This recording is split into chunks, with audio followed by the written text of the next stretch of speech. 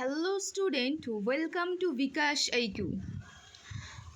আজকে আমরা ফাজিল থার্ড সেমিস্টারের ফিকাহ শাস্ত্রের একটি অত্যন্ত গুরুত্বপূর্ণ টপিক নিয়ে আলোচনা করব।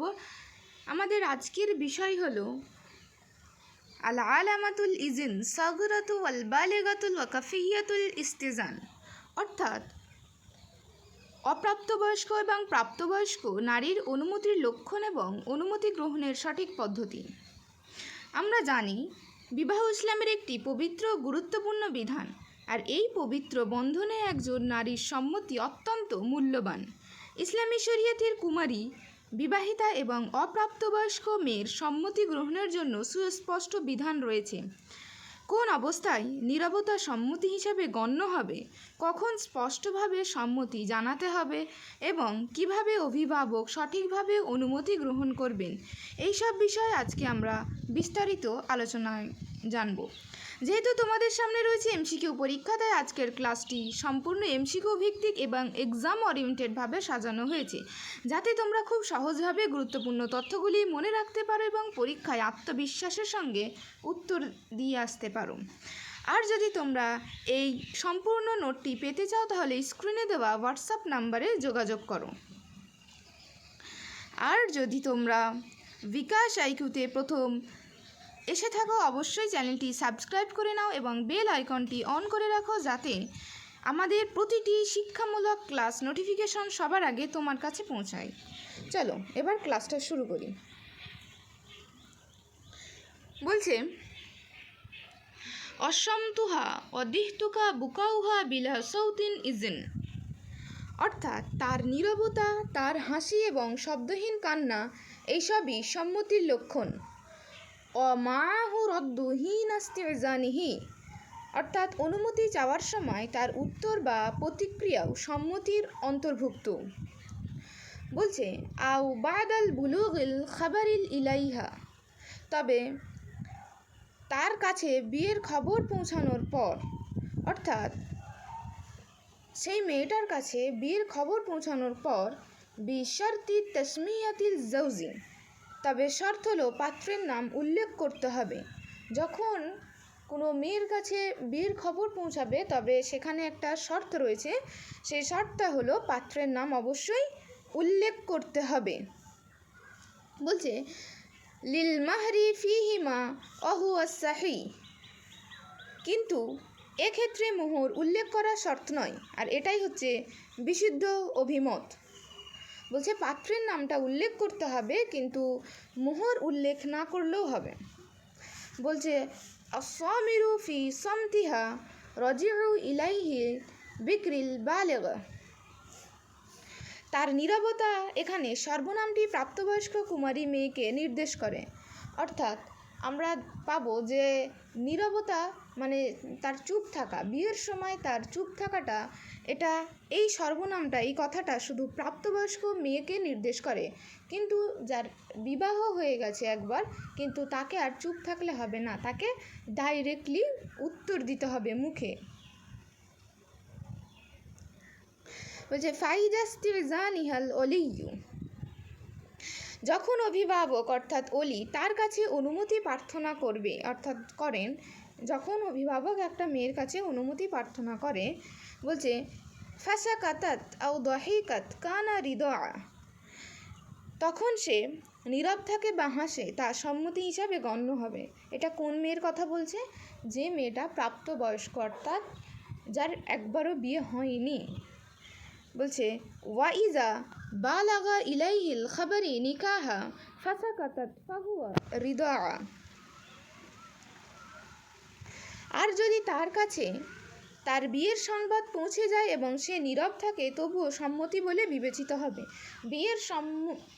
বিয়ের সংবাদ পৌঁছানোর পর যদি সে নীরব থেকে যায়, চুপ থাকে বা মুচকি হাসে বা শব্দহীন কান্না করে, আওয়াজ ছাড়া কান্না করে, তাহলে সেটা সম্মতি বলে গণ্য হবে, নচেত হবে না।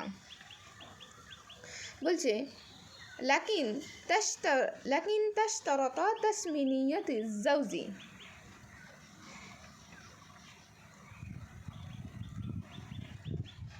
তবে শর্ত হলো পাত্রের নাম উল্লেখ করা আবশ্যক। তবে বারবার বলছে কিন্তু পাত্রের নাম উল্লেখ করতে হবে, সব মোহর না উল্লেখ করলেও হবে, কিন্তু পাত্রের নাম উল্লেখ করতে হবে।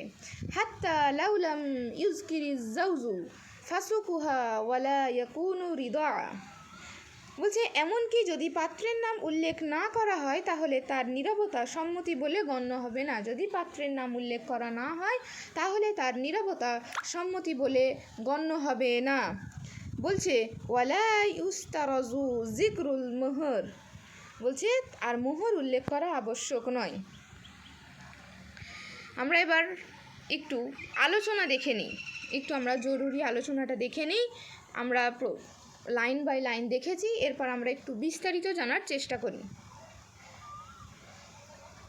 বলছে প্রাপ্তবয়স্ক কুমারী মেয়ে, অর্থাৎ যার আগে বিয়ে হয়নি, এই মেয়ে লজ্জা বেশি পায়, তাই সরাসরি হ্যাঁ বলে, মানে সরাসরি সে হ্যাঁ বলতে চায় না। বা কেন চায় না? কারণ কি? কারণ বলে দিয়েছে সে লজ্জা পায়। আর এই জন্যই বলছে অনুমতি চায়, অনুমতি চাওয়া হয় দুভাবে। কয়ভাবে?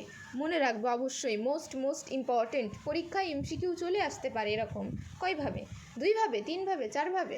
কারণ যেহেতু তোমাদের এমসিকিউ, প্রত্যেকটা লাইন তোমাদেরকে খুঁটিয়ে পড়তে হবে, প্রত্যেকটা লাইন তোমাদের জন্য ইম্পর্টেন্ট, প্রত্যেকটা লাইন তোমাদের জন্য খুব জরুরি।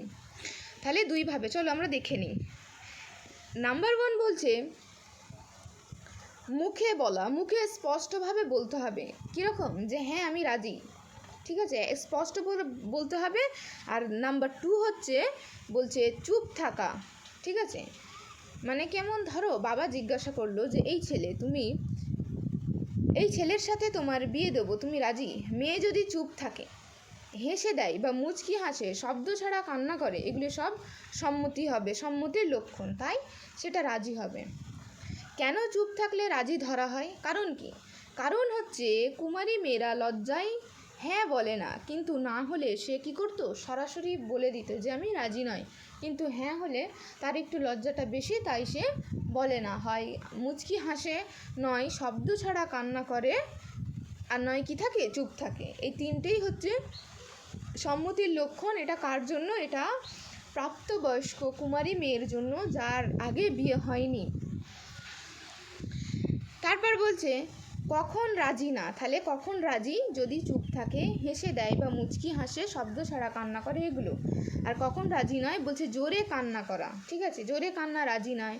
অবজ্ঞা করে হাসা, অর্থাৎ অট্ট হাসি হাসা, যেটাকে আমরা বলে থাকি হা হা করে হাসা, সেটা রাজি নয়। আর পাত্রের নাম না জানা, তাহলে রাজি নয়। এবার বলছে একটা গুরুত্বপূর্ণ এখানে পার্থক্য বলছে। পার্থক্যটা হচ্ছে যদি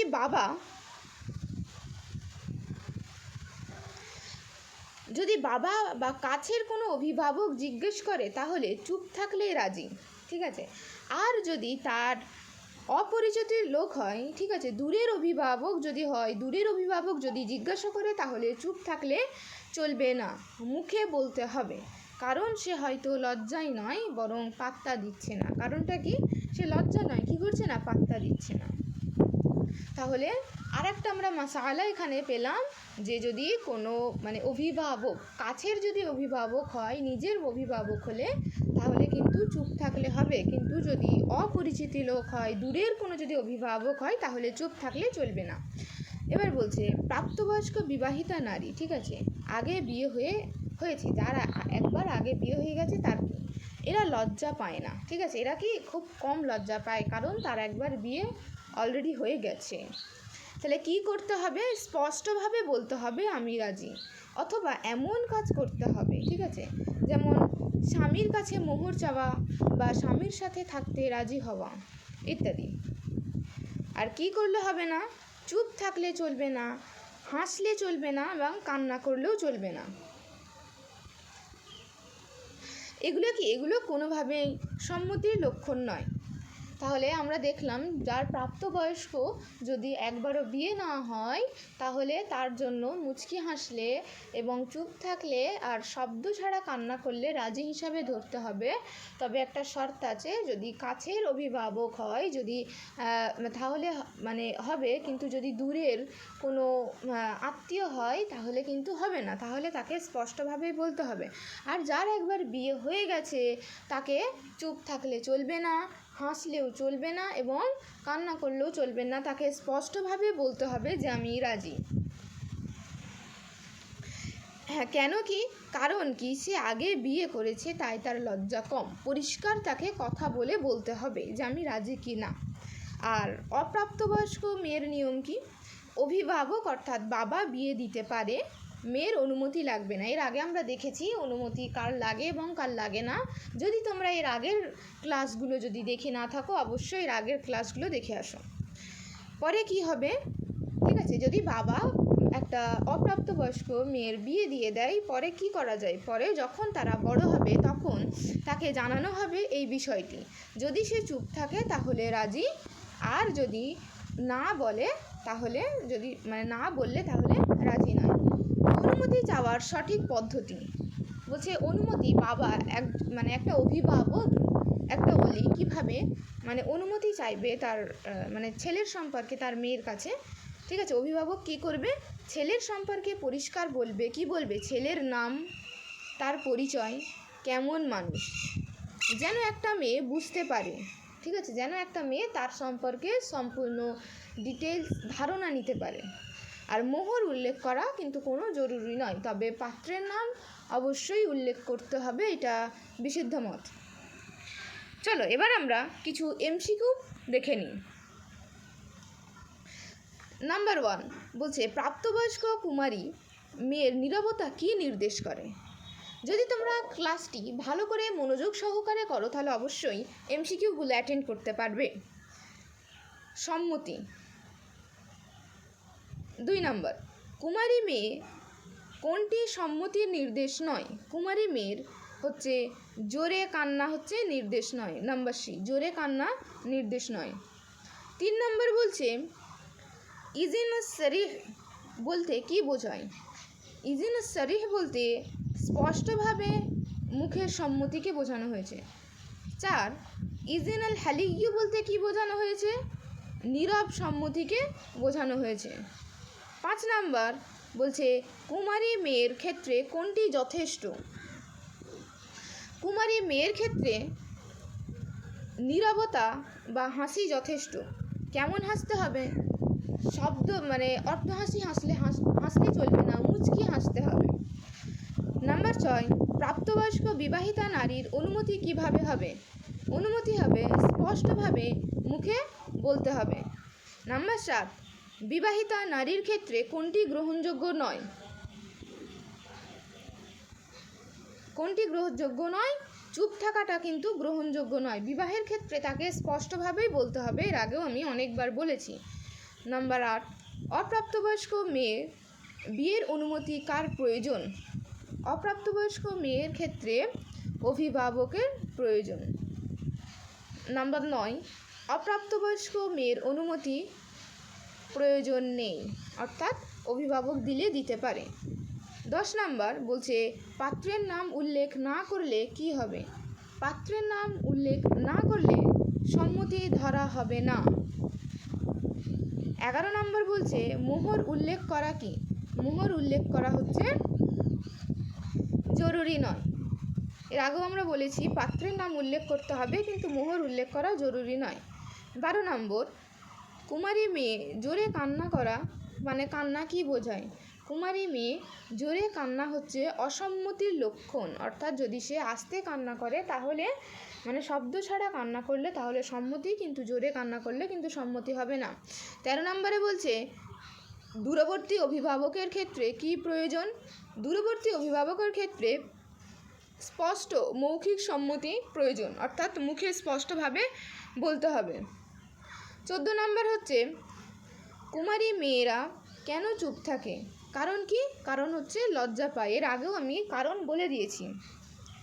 এবং 17 লাস্ট আমাদের আজকে প্রশ্ন হচ্ছে, সাইয়েবা আসাইয়েবা তাসওয়ির, এর অর্থ কি? এর অর্থ হচ্ছে বিবাহিত নারীর সাথে পরামর্শ করা। আজকের ক্লাসটি এই পর্যন্তই। যদি ভালো লেগে থাকে অবশ্যই লাইক, কমেন্ট এবং বন্ধুদের মাঝে শেয়ার করে দাও। দেখাবে পরের ক্লাসে। Best of luck.